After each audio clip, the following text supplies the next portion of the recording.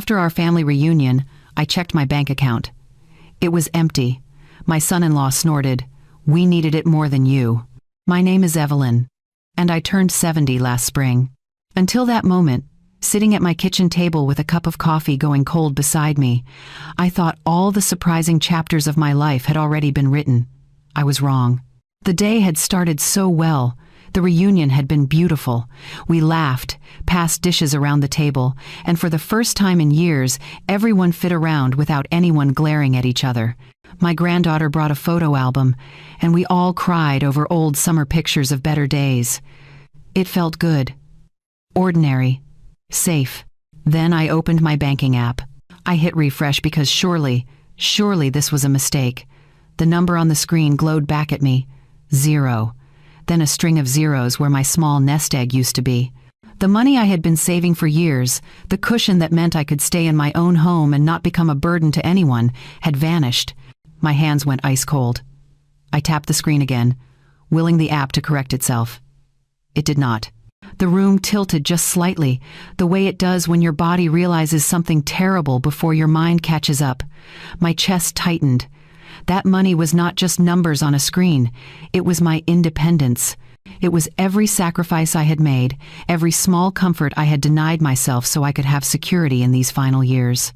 My daughter Nina was in the living room, helping her eldest with a jigsaw puzzle. She glanced up and must have seen how white my face had gone. "What's wrong, Mom?" she called out. I could not speak. I just held up the phone, my hand shaking. She walked over, looked at the screen, and her jaw tightened in that way it does when she is trying not to show impatience, like I had done something foolish, like this was somehow my fault. Before I could say anything, Derek, her husband, snorted from the couch. He had a beer in his hand, and the kind of smirk you see on someone who just won a bet you did not know you were part of.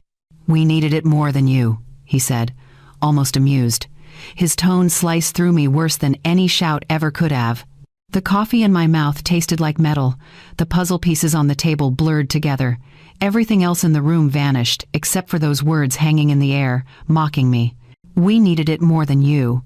For a moment, I could not breathe, could not think. The betrayal was so intimate, so close. It felt like someone had reached inside my chest and squeezed. I sat there, trembling, and reached for my bag. The old instinct to gather my things and leave, to get out of the storm, took over. But something else rose up in me too. Something I had buried for too long under years of being accommodating, of being the family's safety net, of never saying no. My voice, when it finally came, was small but steady. "Then you won't mind what's coming next," I said. They laughed. Derek actually laughed, like I had told a joke. Nina looked away, uncomfortable but not intervening. My granddaughter, sensing the tension, started to fidget with her puzzle pieces. I did not smile back. I did not blink. "Before you go any further, I want to ask you something. Where are you watching this from right now? What time is it where you are? Drop a comment and let me know. And if this story is hitting close to home, or if you just want to see where this goes, do me a favor and hit that like button. Share this with someone who needs to hear it. Subscribe if you have not already, because what happens next, you are not going to want to miss. Trust me on that." Now, back to that moment. The room had gone quiet except for the ticking of the kitchen clock. Derek's smirk was still there, but something in his eyes flickered when he saw I was not backing down. Then, a loud bang shook the house. It sounded like it came from the back door, and the timing was so perfect it felt like the universe had been waiting for this exact moment to make an entrance. For a split second, I thought maybe the neighbor had dropped something heavy, maybe a branch had fallen. But then the door flew open. Late afternoon light spilled across the kitchen floor, bright and unforgiving. I heard footsteps, firm and deliberate. Nina's face went white. Derek's amusement froze into something harder, something that looked almost like fear. My granddaughter started to cry. And there, standing in my doorway, were two figures I had not expected to see. Not yet, anyway. Two city officers stepped inside, their badges catching the light. They were not here for tea. The taller one had graying hair and the kind of face that had seen too many difficult conversations. The shorter one carried a tablet and a notepad. Both moved with a quiet authority that filled the room faster than any raised voice could have. "Mrs. Evelyn?" the taller officer said, his voice steady and respectful. "I'm Officer Rodriguez. This is Officer Bennett. We received a report from your bank regarding unauthorized transfers from your account. May we sit down?" I blinked, still clutching my phone. You received a report?" "Yes, ma'am," Officer Bennett said, pulling out a chair at my kitchen table without waiting for permission. "Your bank's fraud detection system flagged multiple large transfers. They're required by law to report suspected elder financial exploitation. We need to take your statement." Elder financial exploitation. The words landed heavy in the room. Nina's mouth opened, then closed. Derek set his beer down on the coffee table, his earlier amusement completely gone. He shifted his weight, avoiding everyone's eyes. My granddaughter buried her face in her mother's side, confused by the sudden tension. Officer Rodriguez sat across from me, his movements calm and professional. It was the kind of calm that felt kinder than any fury, because it was steady and real. He was not here to judge me. He was here to listen. "Mrs. Evelyn, can you tell us when you first noticed the discrepancy in your account?" "Just now," I said, my voice still shaking slightly. "I opened the app after our family reunion. Everything was gone. My savings, my emergency fund, all of it." Officer Bennett tapped notes into his tablet. "And how much are we talking about?" I told him the number. It was not a fortune, not by some standards, but it was mine. It was years of careful budgeting, of skipping restaurant meals and clipping coupons, of saying no to myself so I could have yes when I truly needed it. Nina started to speak before I could continue. "Officers, my mother has been a little confused with technology lately. She might have clicked on something. Or maybe she gave her password to someone by accident. You know how scams work these days." The way she said it made me sound senile, incompetent. Officer Rodriguez looked up slowly from his notepad. His gaze moved from Nina to me, measuring. "Ma'am," he said to Nina, "we'll need to see identification and any relevant documents. We'll also need to ask about anyone who had access to your mother's banking information. Anyone who had access." The question hung in the air like a spotlight. Derek stood up suddenly, too quickly. "I need some water," he muttered, heading toward the kitchen sink. His hands were unsteady. Officer Bennett watched him move. "Sir, we'll need you to stay in the room, please." Derek froze, then turned back, his face tight. "Of course, just thirsty." I pulled myself together and handed over the information I had saved on my phone. Account statements I kept backed up in the cloud, receipts for regular deposits, the small spreadsheet I had maintained for years to track my pension and expenses. I had always been meticulous. It was how I had kept my independence this long. "Mrs. Evelyn," Officer Rodriguez said gently, "you keep very organized records. That's going to help us significantly." As he scrolled through the documents on his tablet, his expression shifted from neutral to something more focused. Officer Bennett leaned over to look, and they exchanged a glance that said more than words. "These transfers," Rodriguez said, "they're not random, they're methodical. Regular intervals, large amounts. Someone used your online banking login multiple times over the past 6 weeks. 6 weeks. My stomach dropped. "They also changed your password," Bennett added, looking up at me, "and rerouted your account alerts to a different phone number. That's why you didn't receive any notifications."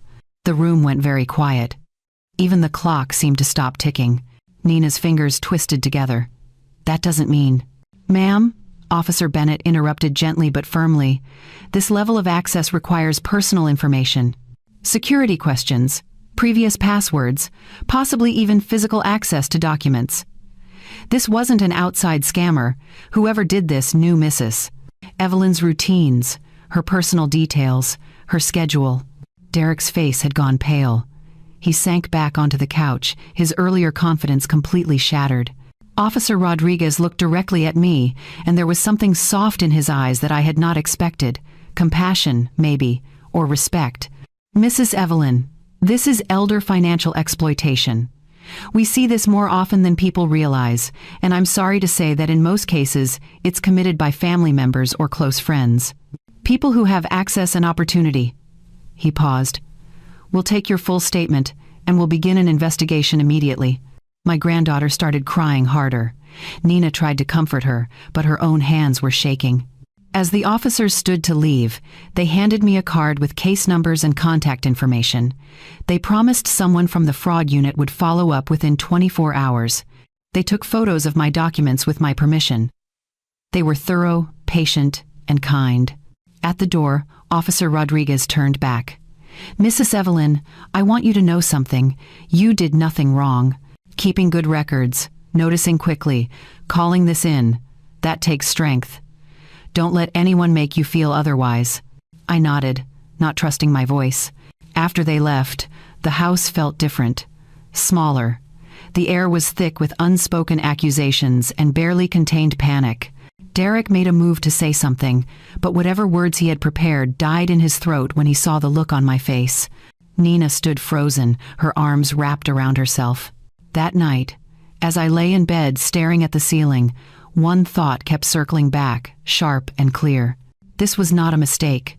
This was not confusion or carelessness on my part. This was theft. It was intimate, calculated, and timed to moments when I would not notice. Someone close to me, someone I had trusted and fed and helped, had methodically emptied my life savings. And they had done it on purpose. The next morning, I woke before dawn. Sleep had been impossible, my mind replaying every conversation, every favor, every moment I had missed the signs. I made coffee and sat at the kitchen table with my laptop open. If the officers needed a statement, if the bank needed proof, then I would give them everything. I had spent years keeping my finances organized precisely so I would never lose track of my independence. Now that discipline would serve a different purpose, I started pulling files from my cloud storage. Bank statements going back 3 years, receipts for every transfer I had authorized, the spreadsheet where I tracked every penny of my pension, every grocery trip, every utility bill. I had always been careful, methodical even, because I never wanted to be caught off guard. The irony was not lost on me. I had prepared for emergencies, for medical bills, for home repairs. I had not prepared for my own family to treat me like an open wallet. As I worked, memories surfaced unbidden. Small moments that had not seemed important at the time, but now formed a pattern I could not ignore. 2 years ago, Derek had lost his job. They needed help with the mortgage. I paid 3 months of payments without hesitation because that is what family does. Nina had cried on my shoulder, promised they would pay me back as soon as things turned around. They never did. Last year, their car broke down. The repair bill was steep. I covered it because they needed reliable transportation for work, for my granddaughter's school. Derek had hugged me, called me a lifesaver. 6 months ago, Nina mentioned business troubles, something about a failed investment, a partner who disappeared. I wrote a check without asking too many questions because I trusted her judgment. Each time, I told myself it was temporary help. Each time, they promised repayment. Each time, the subject quietly disappeared from conversation until the next crisis arrived. I had not kept a tally because you do not keep score with people you love. But someone had been keeping score, and they had decided I owed them more than I had already given. I printed everything I could. The stack of papers grew higher on my table. Account histories, transaction logs, the email confirmations from transfers I actually authorized versus the ones I never approved. The difference was stark when laid out side by side. Around 8 in the morning, I picked up my phone and scrolled through my contacts. There was a name I had not called in years but had never deleted. Robert Chen, an attorney I had helped a decade ago when he was fresh out of law school and needed volunteers for a community legal clinic fundraiser. I had organized the whole event from my kitchen, made calls, gathered donations, turned it into something that gave him the credibility he needed to start his practice. He had told me back then, "If you ever need anything, call me." I called. He answered on the 3rd ring. "Evelyn, is that really you?" "Robert, I need help." His tone shifted immediately. "Tell me what happened." I explained everything. The missing money, the officers, the realization that someone close had systematically drained my accounts. My voice stayed steady, but barely. "I'll be there in an hour," he said without hesitation. "Don't talk to anyone about this until I arrive. Document everything, but do not confront anyone. Understand?" I understand. He arrived 50 minutes later, briefcase in hand. Looking older, but still carrying that same focused energy I remembered. He sat at my kitchen table as if he had always belonged there and read through every document I had compiled. "You kept everything tidy," he said, a note of admiration in his voice. "Good instincts, Evelyn. This is going to make our case much stronger." Our case. The words settled over me like armor. "What we're looking at here," Robert continued, flipping through the statements, "is not just theft. It's elder financial abuse, possibly fraud, maybe even forgery if they changed passwords or authorization forms. Whoever did this was systematic." He pulled out his phone and made 2 calls. The first was to a banking fraud specialist he knew. The second was to a private investigator who handled financial crimes. "We'll file an official report with the bank's fraud department," he explained. "We'll also work with the police to build a criminal case. But I want my own team looking at this too. Because banks move slowly and we need to freeze whatever assets we can before they disappear completely." "Can we get the money back?" I asked, hating how small my voice sounded. "We'll fight for every penny," Robert said firmly. "And we'll make sure whoever did this faces consequences. But Evelyn, I need you to prepare yourself. This is going to get difficult. Family cases always do." I nodded. I already knew it would be difficult. I had known the moment I saw that 0 on my screen. Robert spent the next hour going through the transaction history, line by line. His fingers stopped on a section near the middle of the page. "Look at this," he said, turning the laptop toward me. "See these withdrawals, small amounts, 200 here, 300 there. They're all timed to specific days." I leaned closer, squinting at the dates. "Tuesdays and Thursdays," I said slowly. "Those are the days I volunteer at the community center. I'm gone from 10 until 3. Robert's expression hardened. "They knew your schedule. They waited until you were out of the house to make the transfers, so you wouldn't get any immediate alerts or notice unusual activity." The realization hit me like cold water. This was not impulsive. This was planned. Someone had watched my routines, learned my patterns, and used my predictability against me. Robert closed the laptop and looked at me with something that might have been anger on my behalf. "Evelyn, we're going to find out exactly who did this and how deep it goes. I promise you that." I believed him. For the first time since seeing that empty account, I felt something other than shock and hurt. I felt resolve. Within 48 hours, things started moving faster than I expected. Robert called early Wednesday morning. "The bank has placed temporary holds on several accounts linked to the suspicious transfers. They've also opened a formal fraud investigation channel. You should receive a call from their security team today." I did. A woman named Patricia from the bank's fraud department spoke to me for nearly an hour, walking through every transaction, confirming what I had and had not authorized. Her voice was patient, kind even, but all business. "Mrs. Evelyn, we're treating this as a priority case," she said. "Our forensics team is already analyzing the login data. We should have preliminary findings by end of week." Forensics team. The words made it feel more real, more serious. This was not just my word against theirs anymore. There would be evidence, digital footprints that could not be explained away with excuses. Friday afternoon, Robert arrived at my house again, this time with a man who introduced himself as David, a digital forensics specialist. He was younger than I expected, maybe 40, with glasses and the kind of quiet intensity that came from staring at screens all day.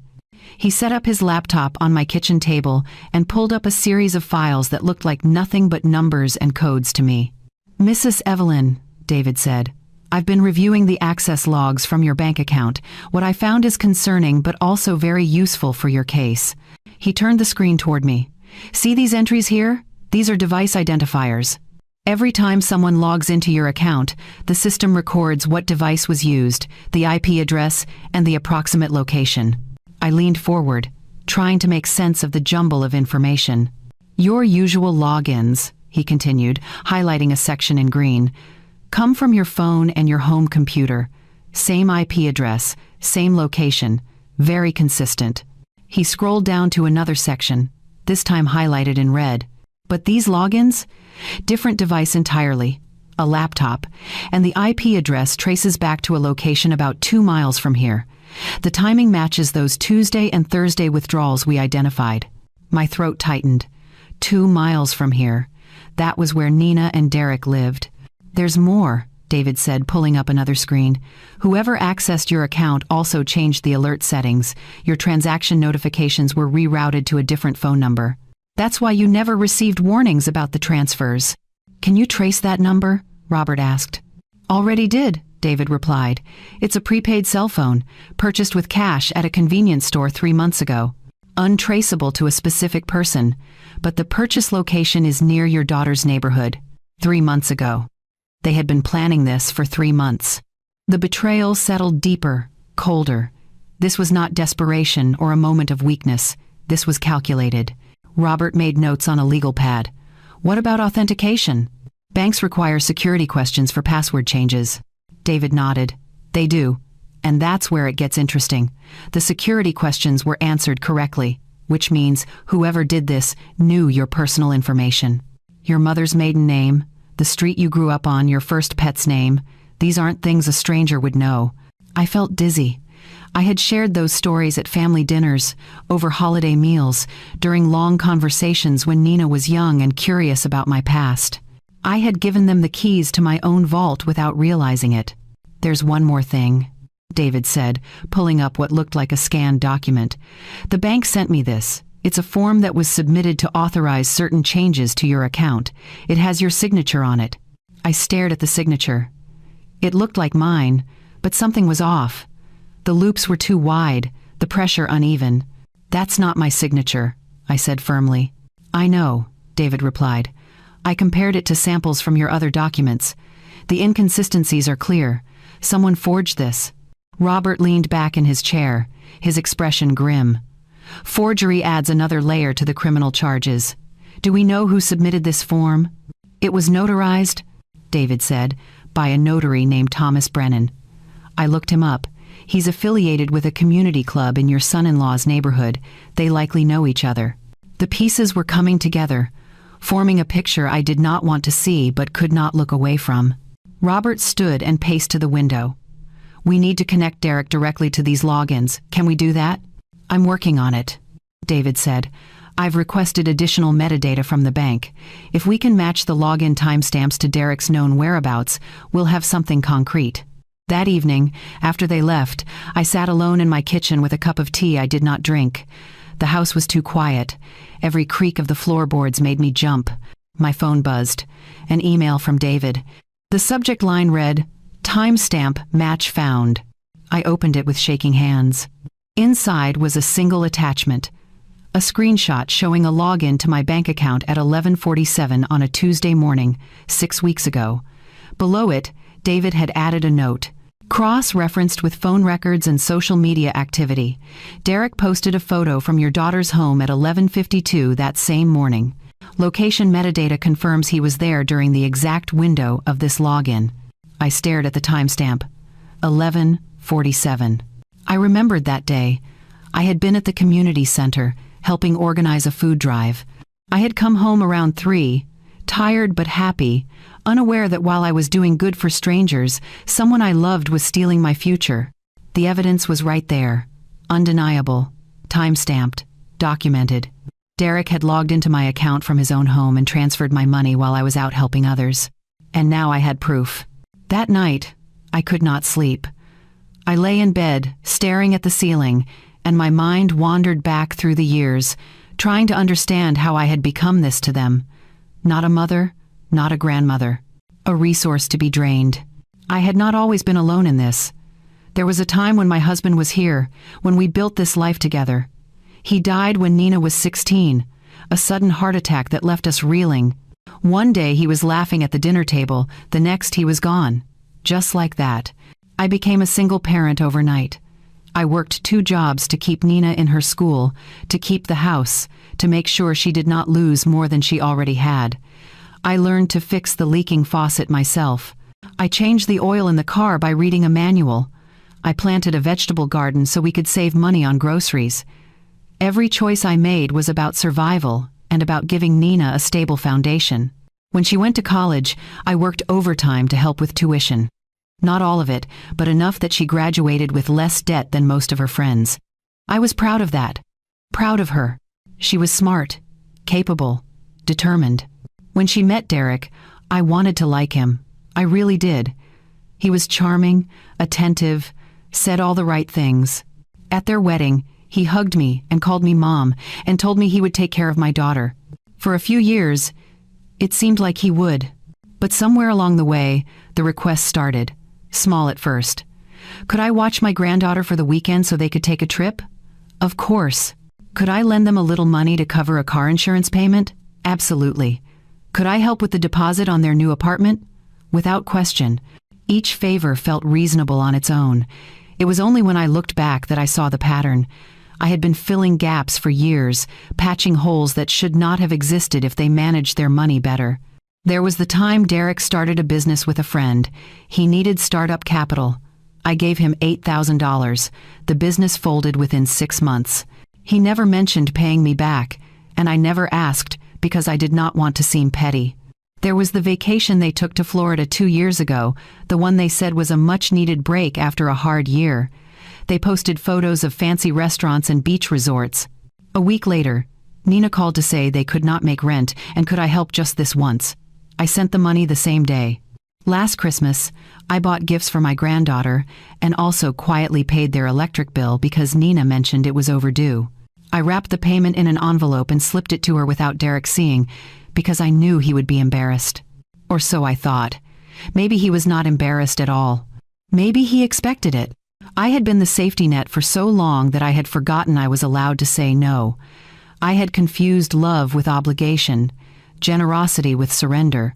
Somewhere in all those years of giving, I stopped asking if they appreciated it. I stopped asking if they even respected me. Lying there in the dark, I realized something else. Derek had not just stolen money, he had stolen the meaning behind it. Every dollar I saved was a choice I made.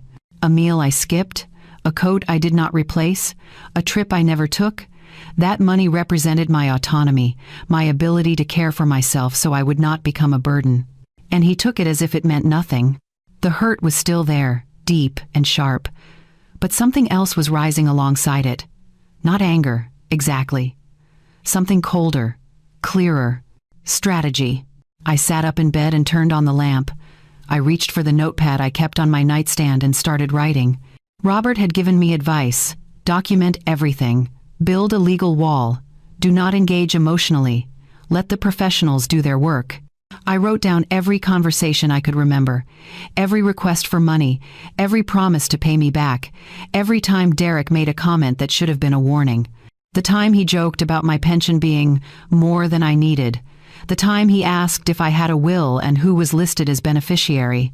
The time he mentioned I should add Nina to my bank account for emergencies. I had brushed those moments off as casual conversation. Now I saw them for what they were. He had been testing boundaries, probing for weaknesses, laying groundwork. I made a list of witnesses. Neighbors who might have seen Derek coming and going from my house on days I was not home. Friends who had heard me mention lending money. The bank teller who knew me by name and might remember unusual activity. I wrote down questions to ask Robert. Could we subpoena phone records? Could we trace where the withdrawn money went? Could we prove not just that the theft happened, but that it was premeditated? By the time the sun came up, I had 5 pages of notes. My hand ached from writing, but my mind felt sharper than it had in days. The plan was forming. Gather proof, build a case so strong they could not lie their way out of it, protect what was left of my assets and my independence. And most importantly, refuse to let their guilt trips and manipulations derail me. They would try, I knew. Derek would get defensive. Nina would cry and beg me to let it go for the sake of family. They would say I was overreacting, being cruel, tearing the family apart. But I was done being the person who absorbed their consequences. I was done being the woman who gave until there was nothing left. This time, I would stand firm, not out of spite, not out of revenge in the petty sense, but out of respect for the life I had built, the sacrifices I had made, and the future I still deserved to have. I got dressed, made coffee, and called Robert. I'm ready, I told him. Let's move forward with everything. Good, he said, because we have a lot of work to do. Robert scheduled a meeting at his office for Monday morning. When I arrived, there was a woman waiting in the conference room. She was in her 50s, dressed professionally, with reading glasses perched on her nose and a large magnifying lamp set up on the table. "Evelyn, this is Dr. Margaret Foster," Robert said. "She's a forensic document examiner, one of the best in the state." Dr. Foster stood and shook my hand with a firm grip. "Mrs. Evelyn, I've been reviewing the documents your attorney provided. I'd like to walk you through what I've found." She spread several papers across the table. Copies of the authorization form that David had shown me, alongside samples of my real signature from old checks and legal documents. "Document examination is part science, part art," Dr. Foster began, adjusting her lamp over the papers. "When someone signs their name, they do it with a specific rhythm, pressure, and flow. These patterns are incredibly difficult to replicate perfectly." She pointed to the authorization form. "This signature purporting to be yours has several inconsistencies. First, look at the pressure points." She traced the lines with a pen. "Your natural signature shows consistent pressure throughout. But here, the pressure is uneven, heavier at the beginning of letters, lighter at the end. That suggests hesitation, someone trying to copy what they're seeing, rather than writing naturally."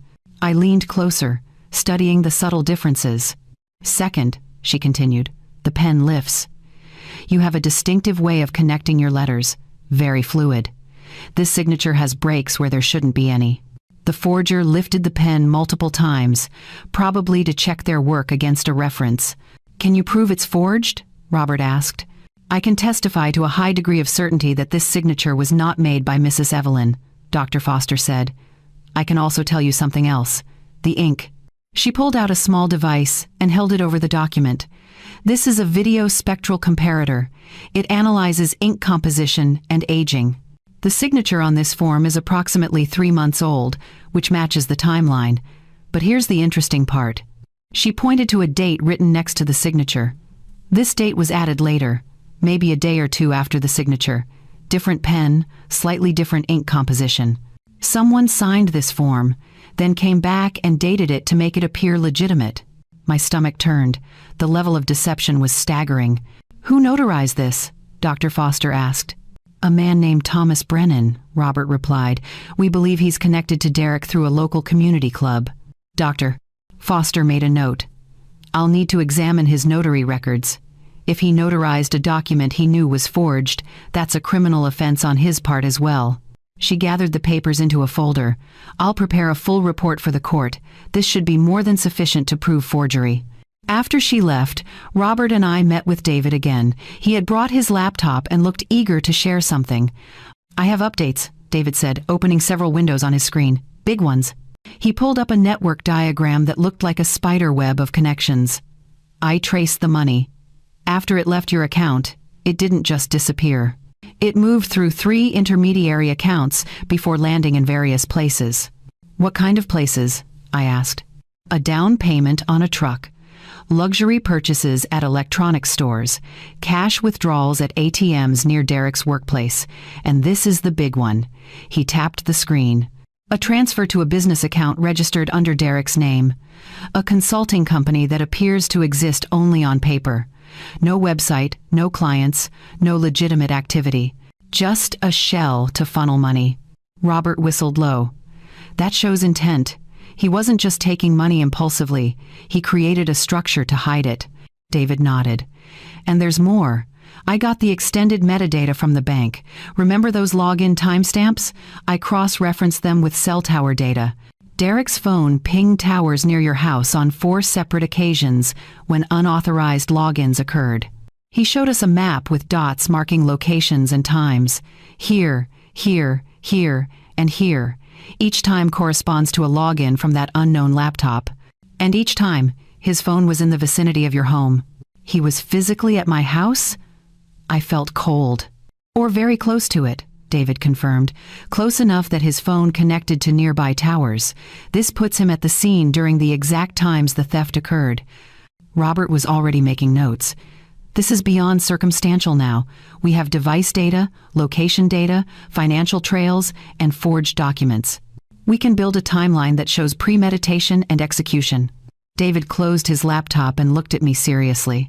"Mrs. Evelyn, I need to tell you something. In all my years doing this work, I've seen a lot of financial exploitation cases. Most of them are opportunistic. Someone sees an opening and takes advantage. But this was planned, methodically. Your son-in-law spent months setting this up." The words landed heavy, but I did not flinch. I had already accepted the truth of it. Now I just needed everyone else to see it too. That evening, a courier delivered a thick envelope to my house. It was from Dr. Foster, her official report. I opened it and read through pages of technical analysis, comparison charts, and detailed explanations. At the end, there was a summary statement. "It is my professional opinion, based on examination of pressure patterns, stroke dynamics, pen lifts, and ink analysis, that the signature on the authorization form dated 3 months prior was not executed by Mrs. Evelyn Carter. Further analysis indicates the signature was forged, likely by someone with access to reference samples of her genuine signature." The date notation was added subsequently, suggesting an attempt to legitimize the document after the fact. Below that, in simpler terms, the signature is a forgery. I set the report down on my kitchen table and stared at it for a long moment. This was the moment everything changed. Not just my word against theirs, not just suspicion or hurt feelings. Evidence, undeniable, documented, professional evidence. Derek had forged my signature to steal my money. And now I had proof. Derek found out about the investigation on a Tuesday. I do not know how he learned. Maybe Nina told him, or maybe the bank contacted them as part of their fraud inquiry. Either way, his response was immediate and ugly. He showed up at my door that evening, unannounced. I heard his truck pull into the driveway with the engine revving louder than necessary. When I looked through the window, I saw him storming toward my front door, his face red and twisted with anger. I did not open it. "Evelyn," he shouted, pounding on the door. "Open up. We need to talk." I stood in my hallway, phone in hand, finger hovering over the emergency call button. "You called the cops on us?" His voice was loud enough that I knew the neighbors could hear. "After everything we've done for you? After all the times we've helped you?" "Helped me." The lie was so audacious, it would have been funny if it were not so frightening. "You're going to ruin this family," he continued. "Nina is a mess because of you. Your granddaughter is crying herself to sleep. Is this what you want?" I did not answer. Robert had been clear. "Do not engage. Do not give him anything to twist or use against me later." Derek pounded on the door again, harder this time. "I know you're in there. You think you're so smart getting lawyers involved. You have no idea what you're starting." The threat in his voice made my hands shake. This was not the charming man who had called me mom at his wedding. This was someone desperate and cornered. After what felt like an eternity, I heard his footsteps retreat. The truck engine roared to life, and he peeled out of my driveway fast enough to leave tire marks on the pavement. I called Robert immediately. "He just threatened you at your own home," Robert said, his voice tight with controlled anger. "I'm calling the police and filing for a restraining order, tonight." Within an hour, 2 officers arrived to take my statement. They photographed the tire marks, took notes on everything Derek had said, and assured me they would increase patrols in my neighborhood. "Ma'am, if he comes back, do not open the door," one of them said. "Call us immediately." That night, I barely slept. Every sound made me jump. Every car passing by made me wonder if it was him coming back. The next morning, I found something tucked under my windshield wiper. A note, handwritten in messy block letters. "Drop this or you'll regret it." My blood went cold. I took a photo of it with my phone before touching it, then called the police again. They came, bagged it as evidence, and added it to the growing file. "This is witness intimidation," the officer said. "Possibly criminal threatening. We're taking this seriously, Mrs. Evelyn." But while Derek's anger was escalating, something else was happening. Something I had not expected.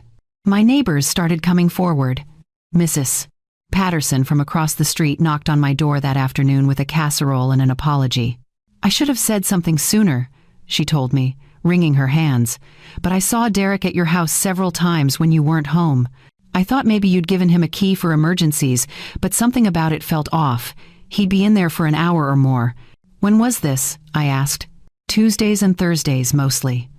Over the past few months, I kept meaning to mention it, but I didn't want to seem nosy. I thanked her and immediately called Robert. This was another piece of the puzzle.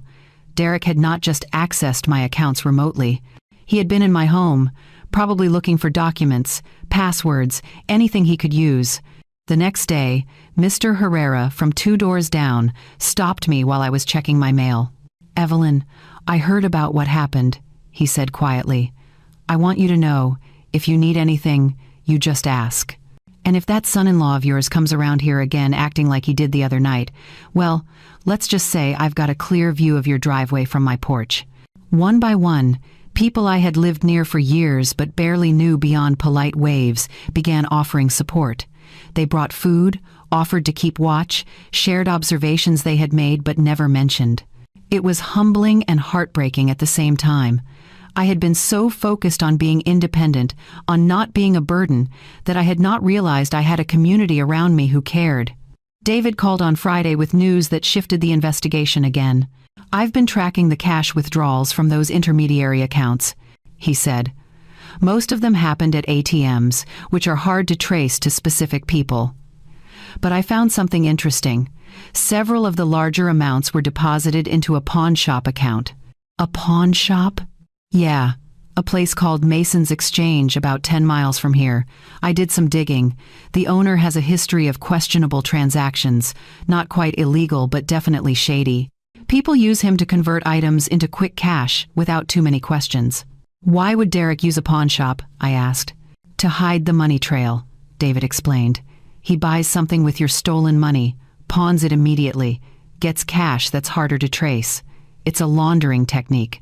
Small scale, but effective if you're trying to cover your tracks. Can we prove Derek was there?" "I'm working on that. The shop should have security footage, and they're required to keep transaction logs. If we can get a warrant, we might be able to place him there during the dates of those deposits." He paused. "There's one more thing. I tracked the notary, Thomas Brennan. Turns out he and Derek are more than just acquaintances. Brennan was seen meeting with someone matching Derek's description at a coffee shop 2 weeks before that authorization form was dated. A witness remembers them because they were having an intense conversation, and Brennan kept looking around like he didn't want to be overheard." "Who's the witness?" "A waitress who works there. She came forward after seeing a community post about the case, said she'd be willing to testify if needed." Everything was coming together, piece by piece. The forgery, the cash trail, the notary connection, the witnesses. Derek's carefully constructed plan was falling apart under scrutiny. But as the case grew stronger, so did his desperation. And desperate people do dangerous things. Robert moved quickly after the threatening note incident. By the end of the week, he had filed multiple emergency motions with the court. The first was an immediate freeze on any accounts connected to the stolen funds. The second was a preservation order preventing Derek and Nina from selling property or making large purchases until the case was resolved. The third was the most serious, a formal criminal complaint for elder financial exploitation, forgery, and theft. "These motions will be heard next Tuesday," Robert explained during a meeting at his office. "The judge will review the evidence and decide whether to grant temporary orders while we build the full case." "What happens if he grants them?" I asked. "Derek and Nina will have their finances locked down. They won't be able to access certain accounts, sell their house, or move money around. It'll put pressure on them to cooperate or face the full weight of the legal system." The hearing was held in a small courtroom that smelled like old wood and floor polish. I sat beside Robert at a table facing the judge's bench. Across the aisle, Derek and Nina sat with their attorney, a man in an expensive suit who looked annoyed to be there. Nina would not look at me. Her eyes stayed fixed on the table in front of her, her hands clasped so tightly her knuckles were white. Derek kept shifting in his seat, radiating resentment. The judge was a woman in her 60s, with sharp eyes and a no-nonsense demeanor. She reviewed the documents Robert had submitted, occasionally asking questions in a clipped, efficient tone. "Mr. Chen, you're alleging systematic theft and exploitation over a period of several months. What evidence supports this claim?" Robert stood and presented the forensic reports, the bank records, the timestamp data, and Dr. Foster's analysis of the forged signature. He spoke clearly and methodically, building the case layer by layer. The opposing attorney tried to object several times, claiming the evidence was circumstantial, that there could be innocent explanations. The judge listened but did not seem impressed. Your client had access to Mrs. Evelyn's home, knowledge of her routines, and the technical capability to access her banking, the judge said. The forensic evidence shows unauthorized logins from devices linked to him during times he was verifiably in the area. That's beyond circumstantial, counselor. She granted the temporary orders. Accounts frozen, preservation in place, a criminal investigation to proceed in parallel with the civil case. Derek's face went pale. Nina started crying softly. As we left the courtroom, their attorney pulled Robert aside. We'd like to discuss a settlement. Keep this out of criminal court. Your client stole from an elderly woman, Robert said flatly. There's no settlement that makes that go away. The attorney's expression hardened. We'll fight this. Good luck with that, Robert replied. On the drive home, I felt something loosen in my chest. The legal system was taking me seriously. The evidence was strong. For the first time since this nightmare began, I felt like I was not facing this alone. But Robert had one more question for me when we got back to his office. Evelyn, have you had any conversations with Derek or Nina since this started? Anything recorded? I hesitated. There was one phone call. About a week ago, Nina called, crying, begging me to drop everything. Derek got on the line at one point. Do you still have that call? Yes. My phone automatically records calls for my hearing aid compatibility feature. I keep forgetting to turn it off. Robert's eyes lit up. Can I hear it? I pulled out my phone and found the recording. My hands shook slightly as I pressed play. Nina's voice came through first, tearful and pleading. Mom, please, you're destroying our lives. Can't we just work this out as a family? My own voice, tired but firm. Nina, this isn't about family anymore. This is about what's right. Then Derek's voice, sharp and defensive. You want what's right? Fine. We took the money. You weren't using it anyway. You live alone in that house doing nothing while we're out here struggling with real bills, real problems. We needed it more than some old woman saving for what? Another 10 years of existing? There was a pause on the recording. I had been too shocked to respond immediately. Derek continued, his tone shifting to something almost mocking. And yeah, I signed your name on that form. So what? You would have said no like you always do when it's actually important. I did what I had to do. The recording ended. Robert stared at the phone, then at me. Evelyn, do you understand what you just gave me? A confession? A complete, uncoerced admission of guilt, theft, forgery, and motive, all in his own words. Robert was already typing notes furiously on his laptop. This changes everything. With this recording, they have no defense. None. Is it legal? Can we use it? You're in a one-party consent state. As long as one person in the conversation knows it's being recorded, it's admissible. You were that person. He looked up at me with something like awe. This is the smoking gun, Evelyn. This ends the case. I sat back in my chair, letting it sink in. Derek's own words, his own arrogance, had sealed his fate. What happens now? I asked. Now we prepare for trial. We submit this recording as evidence, and we make sure everyone hears exactly what he said. Robert closed his laptop and met my eyes. Get ready, Evelyn. This is about to get very real for them. Word travels fast in small towns, especially when court documents become public record. By the end of the week, people were talking. I noticed it first at the grocery store. The cashier, who usually chatted about the weather, gave me a sympathetic smile and squeezed my hand when she gave me my change. The woman in line behind me whispered to her companion loud enough for me to hear, "That's her, the one whose family stole everything." It should have embarrassed me. Instead, it felt like validation. At the community center where I volunteered, the director pulled me aside. "Evelyn, I heard what happened. I'm so sorry. If you need time off, we understand." "I don't need time off," I told her. "I need to keep living my life." She nodded, respect in her eyes. "Well, if you need anything, you let us know." But the real shift came when people started reaching out to Robert directly. Mrs. Chen, who lived 3 houses down, called to say she had seen a moving van at Derek and Nina's house about 2 months ago. Not a full moving van, just a rental truck. She watched them load furniture and boxes, then return the truck a few hours later. At the time, she thought they were helping someone move.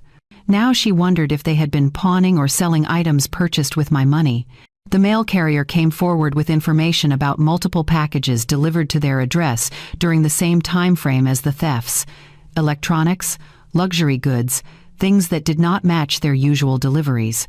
Even the barista at the coffee shop where Derek and the notary had met agreed to give a statement. She remembered them clearly because Derek had been agitated, speaking in hushed tones, and Thomas Brennan kept glancing around nervously. David compiled everything into a comprehensive file. Forensic evidence, financial records, witness statements, the recorded phone call, location data. He organized it into a timeline that told the complete story from start to finish. "This is beyond solid," he told Robert during a meeting at the office.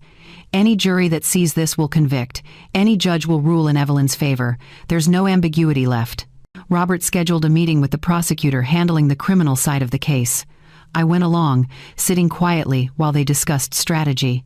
The prosecutor, a serious woman named Angela Torres, reviewed the evidence with the kind of focus that made me feel genuinely protected. "This is one of the most thoroughly documented elder exploitation cases I've seen," she said. "Usually we have to piece together bits of circumstantial evidence and hope for a confession. Here, we have everything: the means, the motive, the opportunity, and an admission." "What kind of charges are we looking at?" Robert asked. "Felony theft, forgery, financial exploitation of an elderly person, and potentially identity fraud. Combined, we're talking about significant prison time if convicted. At minimum, probation, restitution, and a permanent record." She looked at me directly. "Mrs. Evelyn, I want you to know that we're going to pursue this aggressively. What happened to you is not just a family dispute, it's a crime, and we treat it as such." I nodded, grateful but also sad. This had gone so far beyond anything I imagined that day at the kitchen table when I saw the empty account. Meanwhile, the social consequences for Derek and Nina were mounting. Nina lost her part-time job at a local boutique after the owner learned about the case. Derek's employer, a construction company that valued reputation in the community, placed him on unpaid leave pending the outcome of the trial. Their friends stopped calling. Invitations dried up. The social circle they had cultivated for years turned cold. I heard through Mrs. Patterson that Nina had been seen crying at the pharmacy and that Derek had gotten into a shouting match with someone at the hardware store who confronted him. Their carefully constructed life was collapsing. Robert filed the major evidentiary submission on a Monday morning. It was over 200 pages of documents, reports, statements, and exhibits. Everything we had, organized and indexed, submitted to both the civil and criminal courts. That afternoon, a reporter from the local newspaper called me. "Mrs. Evelyn, we're running a story about elder financial exploitation in our community. Your case has been referenced in public filings. Would you be willing to comment?" I hesitated, then thought about all the other elderly people who might be going through something similar, too scared or ashamed to speak up. "Yes," I said. "I'll talk to you." The article ran 2 days later on the front page of the local section. The headline read, "Local Woman Takes Stand Against Family Theft. Elder Exploitation Case Highlights Growing Problem." My name was in print. The details were public. There was no hiding anymore, no pretending this was just a private family matter. The secret was out, and there was no going back. The courtroom was smaller than I expected. I had imagined something grand from television dramas, but this was plain and functional. Wooden benches, fluorescent lighting, an American flag in the corner. The judge's bench sat elevated at the front, imposing despite its simplicity. I wore a navy dress I had owned for years, the one I saved for important occasions. Robert sat beside me at the plaintiff's table, his briefcase open and organized. Across the aisle, Derek and Nina sat with their attorney. Nina looked like she had not slept in days. Derek stared straight ahead, his jaw clenched tight. The gallery behind us was fuller than I anticipated. Mrs. Patterson was there, along with Mr. Herrera and several other neighbors. The prosecutor, Angela Torres, sat in the front row, ready to observe for the criminal proceedings that would follow. Judge Harrison entered, and we all stood. She was the same woman from the preliminary hearing, her expression unreadable as she took her seat. "We're here today for the civil hearing in the matter of Evelyn Carter versus Derek and Nina Thompson," she began. "I've reviewed the submitted evidence. We'll hear testimony from witnesses, after which I'll issue provisional rulings. Let's proceed." Robert called David to the stand first. David explained the digital forensics in plain language, walking the court through login timestamps, device identifications, and location data. He showed charts that mapped Derek's movements against unauthorized account access. The correlation was undeniable. "In your professional opinion," Robert asked, "could these logins have been accidental or coincidental?" "No," David said firmly. "The pattern shows deliberate, repeated access during specific windows of opportunity. This was intentional and planned." The defense attorney cross-examined, trying to poke holes in the technical evidence, but David held steady. Every question was met with clear, factual answers. Next came the bank's fraud investigator, a woman named Patricia, who had worked my case from the beginning. She testified about the alert rerouting, the password changes, the transfer patterns. She confirmed that the bank had flagged this as elder exploitation within days of discovering the activity. "We see these cases frequently," Patricia said, "but this one stood out because of how methodical it was. Whoever did this understood banking systems well enough to cover their tracks temporarily." Dr. Foster took the stand after lunch. She brought enlarged images of the forged signature and walked the court through her analysis. The differences between my real signature and the forgery were projected on a screen for everyone to see. "This signature was not executed by Mrs. Evelyn, Doctor," Foster stated. "It was copied by someone with access to samples of her genuine signature, but without the natural fluidity and pressure consistency of her actual handwriting." The defense attorney tried to suggest the differences were minor, insignificant. Dr. Foster shut that down immediately. "In forensic document examination, these differences are substantial and conclusive. This is forgery." Then Robert played the recorded phone call. The courtroom went silent as Derek's voice filled the space, admitting to taking the money, justifying it, confessing to signing my name. His words hung in the air, damning and irrefutable. Nina's face crumpled. She covered her mouth with her hand, tears streaming down her cheeks. Even their attorney looked uncomfortable. When the recording ended, Judge Harrison sat back in her chair, her expression harder than before. "Miss Thompson," she said, looking directly at Nina, "you're listed as a defendant in this case. Do you wish to testify?" Nina's attorney leaned over to whisper to her, but she shook her head and stood. "Yes, Your Honor. I'd like to speak." She took the stand, her hands trembling as she was sworn in. Robert approached carefully, his tone measured. "Miss Thompson, were you aware your husband was accessing your mother's bank account?" Nina's voice was barely above a whisper. "Not at first." "When did you become aware?" She took a shaky breath. "About 3 weeks in, I saw a notification on his computer. I asked him about it, and he told me Mom had given him access to help her manage things." "Did you believe him?" A long pause. "I wanted to." "When did you realize he was lying?" Nina's face twisted with emotion. "When the officers showed up, I saw Mom's face. I knew then that she had no idea what was happening. And I realized I had been lying to myself because it was easier than confronting what Derek was doing. Did you benefit from the stolen money?" "Yes," her voice broke. "We paid bills with it. Bought things. I told myself it was borrowing, that we'd pay her back. But deep down, I knew it was wrong. I just didn't want to see it." Robert let the admission sit for a moment. "Why didn't you stop him?" "Because I was scared," Nina said, tears falling freely now. "Scared of what it meant about who I married. Scared of what it meant about who I'd become. I let my mother, the woman who sacrificed everything for me, be robbed because I was too weak to stand up." The courtroom was completely silent. Even the court reporter stopped typing for a moment. "I'm sorry, Mom," Nina said, turning to look at me directly. "I know that doesn't fix anything. I know you have no reason to forgive me. But I'm so sorry." I met her eyes but said nothing. Sorry was just a word. Action would speak louder. Robert called me to the stand last.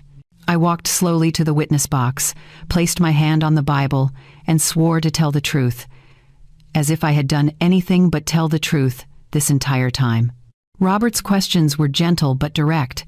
He walked me through my relationship with Nina and Derek, the pattern of financial help, the discovery of the theft, the emotional impact. Mrs. Evelyn, why did you decide to pursue legal action rather than handling this privately within the family? I took my time answering, wanting to get the words exactly right. Because what happened to me was not a family disagreement, it was a crime. If I had stayed silent, if I had let them sweep this under the rug for the sake of keeping the peace, I would have been telling myself that my dignity, my security, my life's work meant nothing. I would have been saying that I deserved to be used. My voice grew stronger. I spent years being generous, being the safety net, being the person everyone could count on, and somewhere in all that giving, they stopped seeing me as a person. They saw me as a resource. I had to take action not just for myself, but for every other older person who is being taken advantage of by people they love and trust. Judge Harrison listened intently, her eyes never leaving my face. I want my money back, I continued. But more than that, I want accountability. I want them to face real consequences, because without consequences, nothing changes. When I stepped down, the courtroom felt different, heavier maybe, or clearer. Judge Harrison reviewed her notes, then looked up at both sides.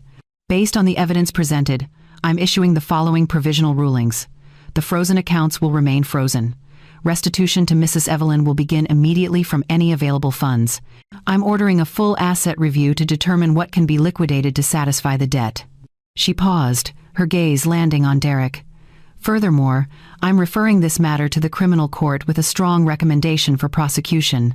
The evidence of forgery, theft, and exploitation is overwhelming. Derek's shoulders sagged. Nina continued crying quietly. This court will reconvene in 30 days for sentencing recommendations on the civil side. Criminal proceedings will be scheduled separately. Judge Harrison closed her file. We're adjourned. The gavel came down with a sharp crack that echoed through the room. It was over. At least, this part was. The weeks following the hearing brought a strange kind of quiet. Not peaceful exactly, but the frantic chaos had settled into something more manageable. The legal machinery was turning now, and all I could do was wait and rebuild. Robert called 3 days after the hearing with an update. The asset review is complete, he said. Derek and Nina have agreed to surrender certain items to avoid further criminal penalties. There's a truck they purchased with your money, some electronics, jewelry. Those will be sold and the proceeds returned to you. The house is mortgaged heavily, but there's equity that can be tapped for restitution payments. How much will I get back? I asked. Not everything, not right away, but we're looking at about 60% within the next 6 months, and the rest in structured payments over 2 years. It's not perfect, but it's enforceable. 60%. It was more than I expected, honestly. Enough to restore some of my security, enough to know I would not lose my independence after all. There's more, Robert continued. Derek's employer officially terminated him. The company cited breach of trust and moral character clauses in his contract.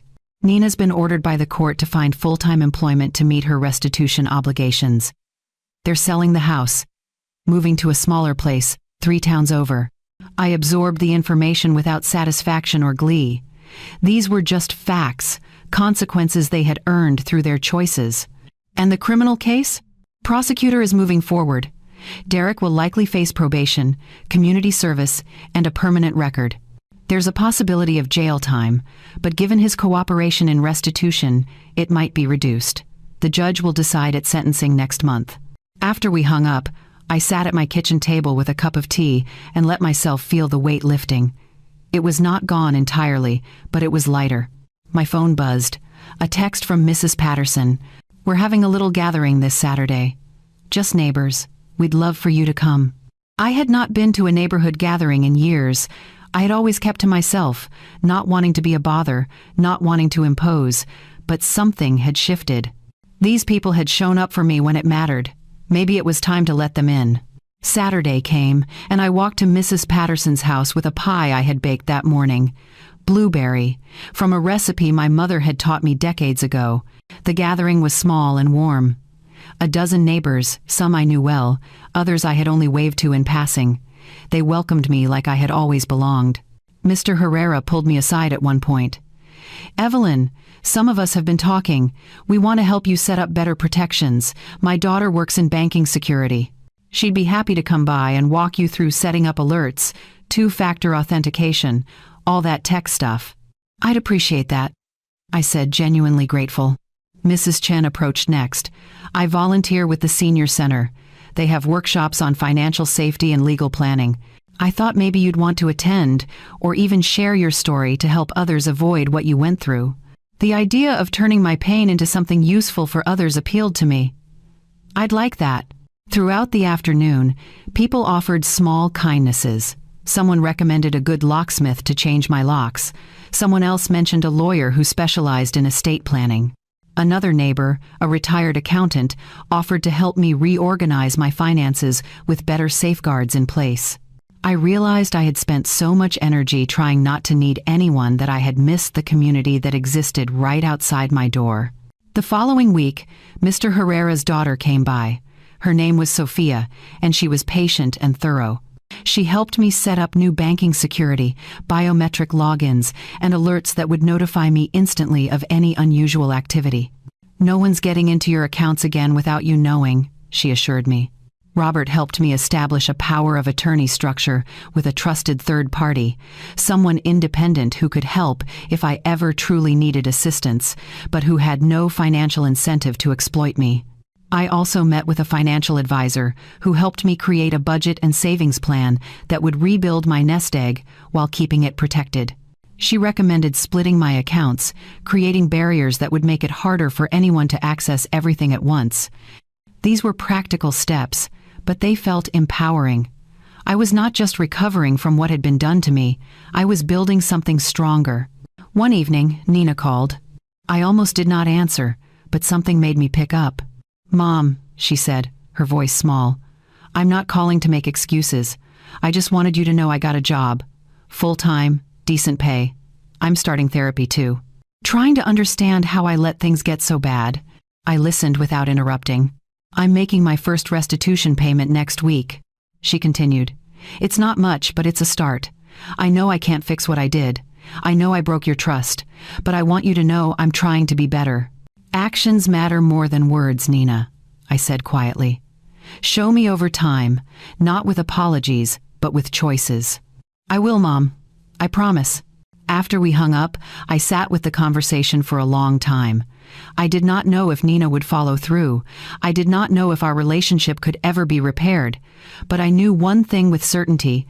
I would not let hope make me vulnerable again. I would not let love become a weapon someone could use against me. Boundaries were not cruelty. They were survival. And I intended to survive with my dignity intact. 8 months later, I stood in front of a room full of people at the Senior Community Center, my hands only slightly trembling as I held the microphone. "My name is Evelyn," I began, "and I'm here to tell you that trusting the wrong person almost cost me everything." The workshop was called Protecting Yourself, Financial Safety for Seniors, and I had been invited to speak after the local news story brought attention to elder exploitation cases in our area. 23 people filled the chairs, most of them my age or older, all of them listening with the kind of focus that told me they understood why this mattered. I shared my story. Not all the painful details, but enough to illustrate how easily it could happen. How family members can exploit trust, how important it is to keep records, set boundaries, and never feel ashamed to ask for help or take legal action when needed. "You are not being difficult when you protect yourself," I told them. "You are not breaking up the family when you hold people accountable. You are simply refusing to be taken advantage of." After the workshop, several people approached me. An elderly man with kind eyes shook my hand and said, "Thank you. My son has been pressuring me to sign over my house. I thought I was being paranoid for hesitating." "You're not paranoid," I assured him. "You're being smart." A woman around my age hugged me, whispering that her daughter had been draining her account for months and she had been too ashamed to tell anyone. But hearing you talk about it, I realize I don't have to carry that shame. They should. These moments made the pain worthwhile. If my story could help even one person avoid what I went through, then something good had come from the hurt. Life had settled into a new rhythm. My finances were slowly recovering. The restitution payments came regularly, deposited into my account on the first of each month like clockwork. Nina had not missed a single payment.